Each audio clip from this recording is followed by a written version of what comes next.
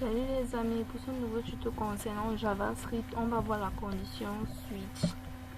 Tout d'abord, vous devez savoir que le switch est une condition permettant de tester l'égalité des valeurs. En effet, si la valeur entrée par l'utilisateur correspond à la valeur attendue, une instruction est exécutée. Passons maintenant à la description du switch. Dans un switch, on crée des cas qu'on appelle case. Après chaque case, il faut mettre 2 points.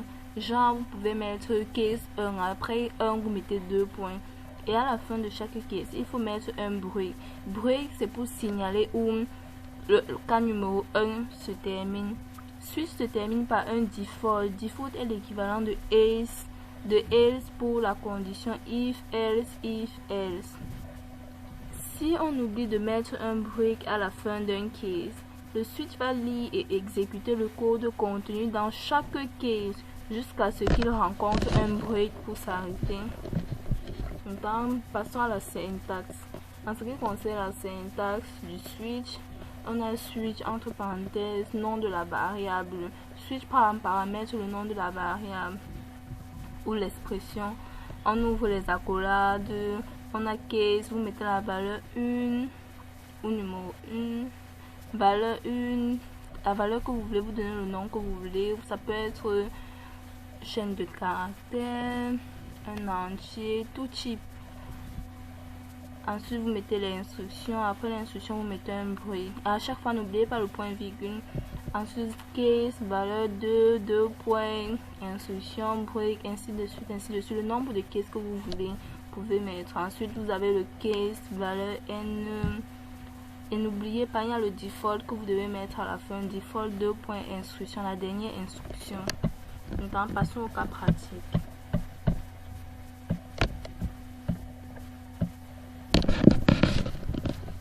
Comme à notre habitude, on va mettre la structure.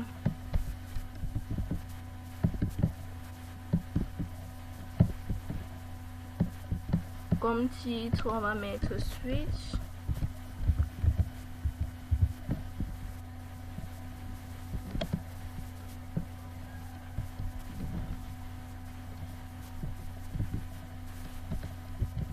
Script. Commençons par un exemple assez simple. On va faire un petit exemple concernant l'heure. On va mettre var égale prompt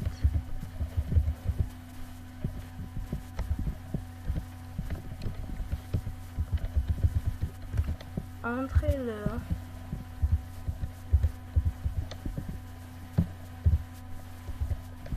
Maintenant, on va mettre le switch.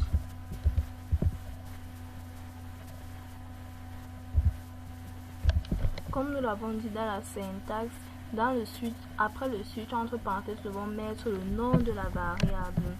C'est heure que nous allons mettre en paramètre.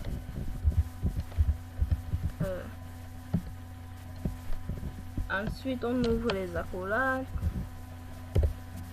Long à la ligne. On va mettre notre premier cas. Case 8.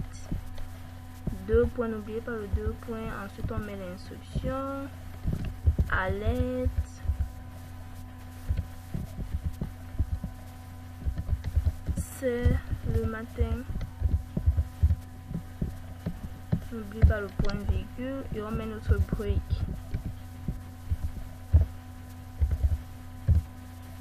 On met le point virgule. Case.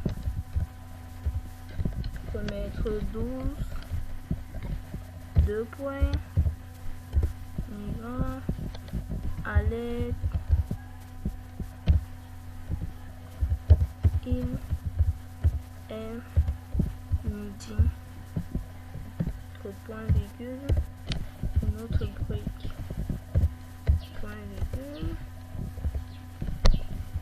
case, 13, 2 points, alerte, c'est l'après-midi.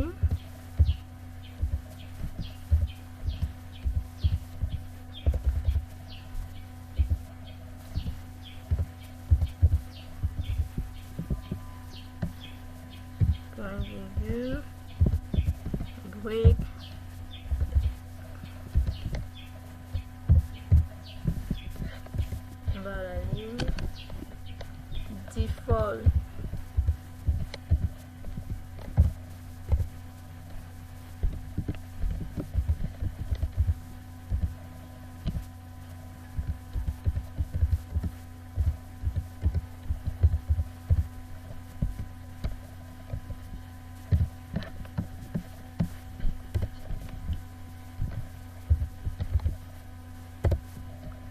CTRL S pour enregistrer.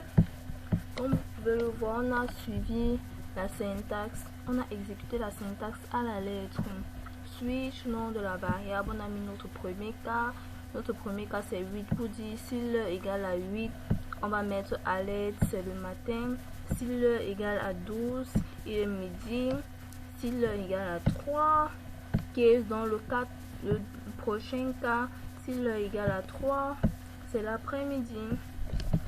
On va aller tester pour voir si les cas sont respectés. Entrer l'heure, on a mis 8.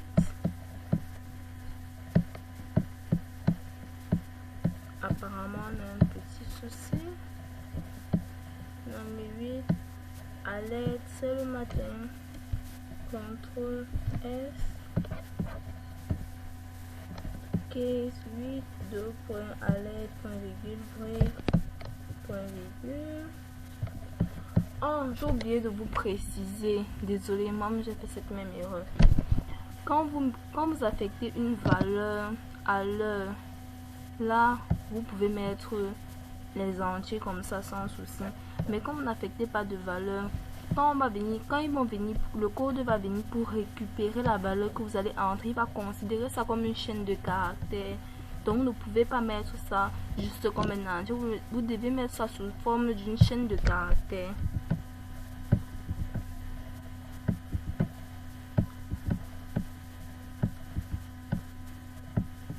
J'espère que vous avez vu la différence, que ça vous a permis de voir. Maintenant, vous allez voir que là, ça va être différent. CTRL S pour enregistrer. Allons-y, continuons. On actualise. Entrez l'heure 8. Ok. C'est le matin, vous voyez. Vous devez mettre vos cas sous forme de chaîne de caractères quand l'utilisateur doit lui-même mettre sa valeur. Mais si vous voulez laisser ça sous forme d'un entier, vous devez mettre un pass devant prompt pour que le code puisse convertir la valeur que vous allez entrer en entier et non récupérer ça comme chaîne de caractères. On va continuer.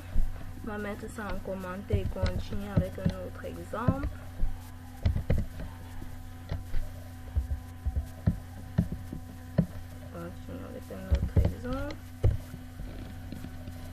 Vous devez savoir qu'on a aussi la possibilité de regrouper différents cas pour exécuter une unique opération. Donc on peut mettre plusieurs cas pour une même instruction. Genre on peut mettre var note égale, je vais copier ici, CTRL C, CTRL V égale à prompt, entrée, la note de l'élève.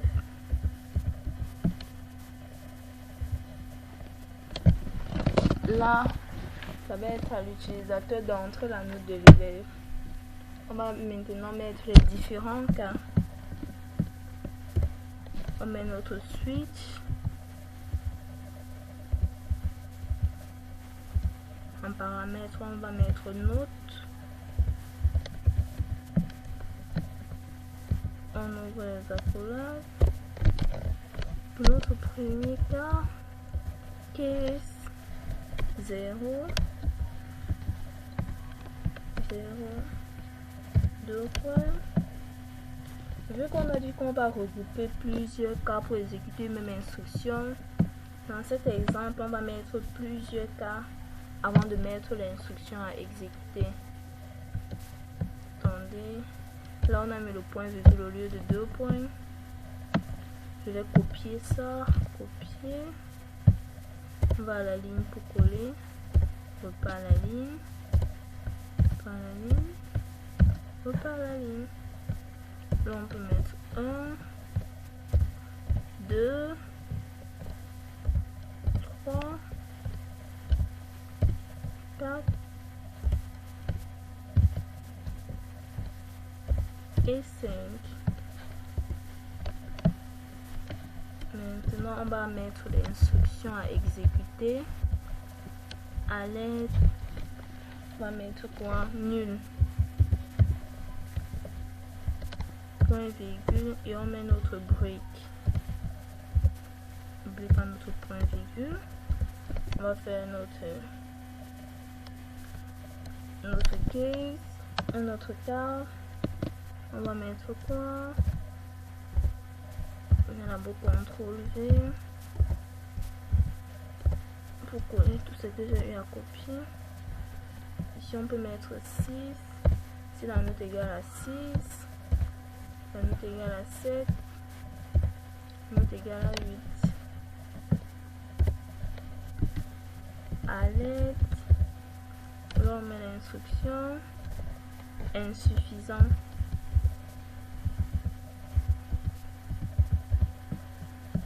On met notre point virgule et notre break. Point virgule. On prend le case, on va mettre 9. On va venir copier ça, CTRL C et on colle là, CTRL V. 9 c'est généralement médiocre, donc on va mettre médiocre. Continuons, ici on va mettre 10.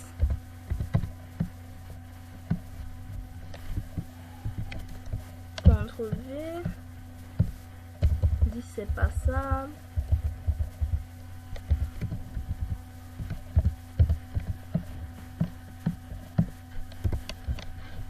Là, pour le moment, le code est assez long. C'est qu'on doit mettre toutes les notes que peuvent avoir les élèves. C'est assez long, donc on va continuer. On met directement notre default. On s'arrête là pour le moment. Default. On va mettre à l'aide. Bien. N'oubliez pas notre point virgule et CTRL S pour enregistrer. On va aller tester. Voir ce que ça nous donne. Entre la note de l'élève 1. Ça renvoie nul. Ok. On peut continuer. On va mettre 9. Médiocre. Ok. Continue. L'autre c'était 10. Ok. Pas ça. D'accord. Le code fonctionne bel et bien. On va continuer. Là, je vais mettre en commentaire. On va faire un autre exemple.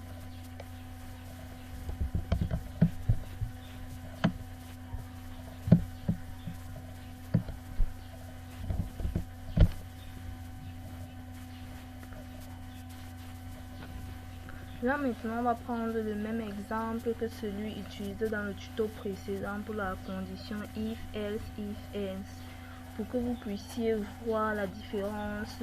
Ainsi, vous saurez quelle condition vous convient le mieux. On va prendre l'exemple concernant l'âge. On va à la ligne, va âge égale prompt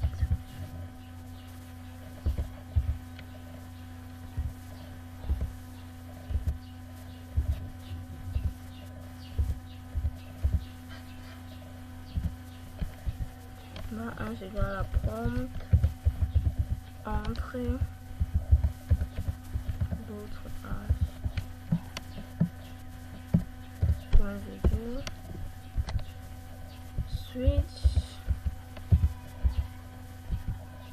âge, nouvelles accolades, Pour l'exemple de if else, on avait mis, attendez,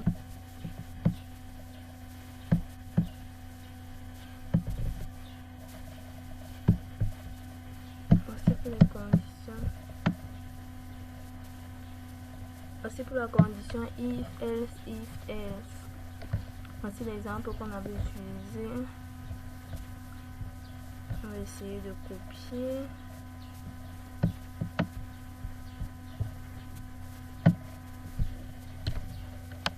CTRL C. On va venir coller là. CTRL V. Maintenant, essayons d'arranger.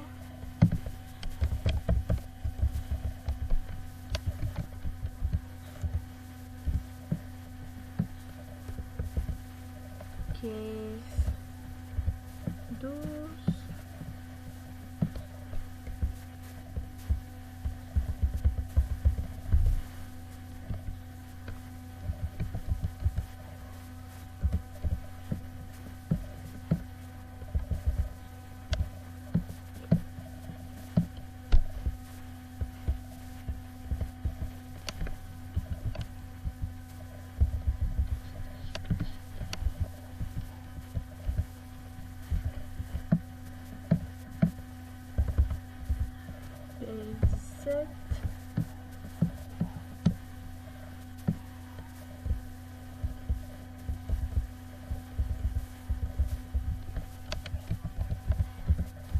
Case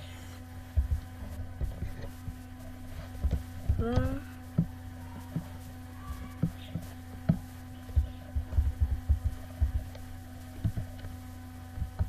Default.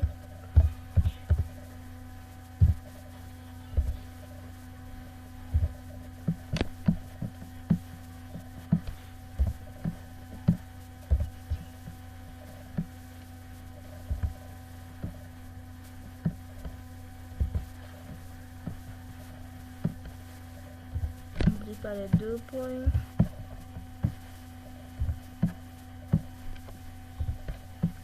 Maintenant, on va mettre les breaks.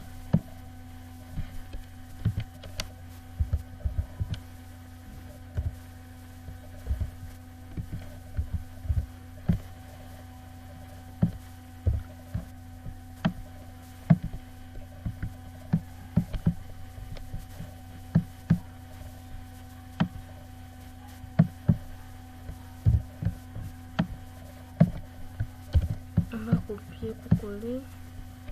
Et on a besoin des briques.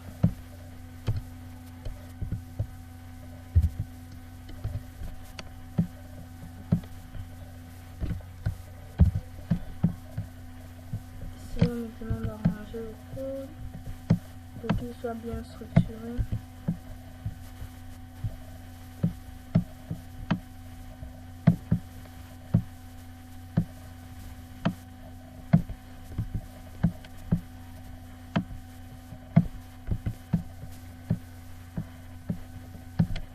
CTRL S pour enregistrer.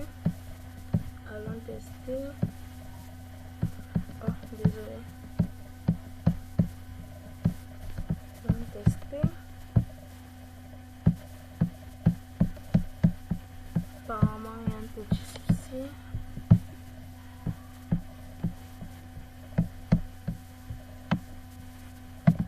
Oh. On a copié la couleur de ferment. La couleur de ferment a été copiée et on a oublié de la supprimer. On enregistre. Entrez votre âge. Voyons voir combien on a mis.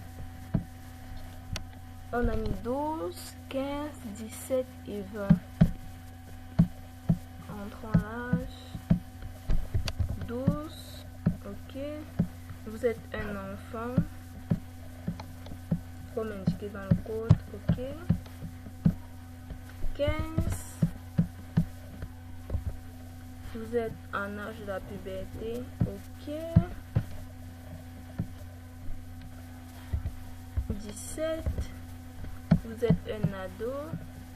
OK. Et 20. Vous êtes un adulte. D'accord. Ça fonctionne comme prévu. Mais maintenant, si on met 19, qu'est-ce que ça va nous renvoyer? Âge erroné. Par rapport à la condition if, else, c'est très différent.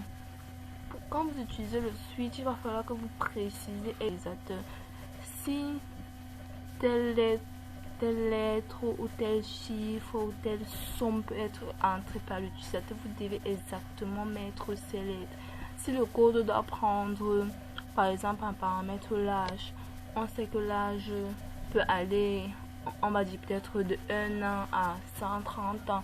Le code, vous devez créer un cas dont chaque âge doit avoir son cas. 1 an, cas 1, 2 ans, cas 2, jusqu'à 130. C'est exactement comme ça que vous devez faire. Donc vous voyez que là, on se rend compte que le switch doit être le plus souvent utilisé quand pour chaque valeur on renvoie des messages différents. Mais si pour certaines valeurs on doit envoyer des messages, les mêmes messages, c'est préférable d'utiliser la condition if, else et ne pas alourdir le code. Car quand vous utilisez le switch, si peut-être pour 10 cas on doit renvoyer un même message, là vous allez alourdir le code vu que vous allez mettre case 1 ainsi de suite, case 2, case 3, case 4, tout ça, case 10 avant de mettre à l'aide d'instructions puis le break.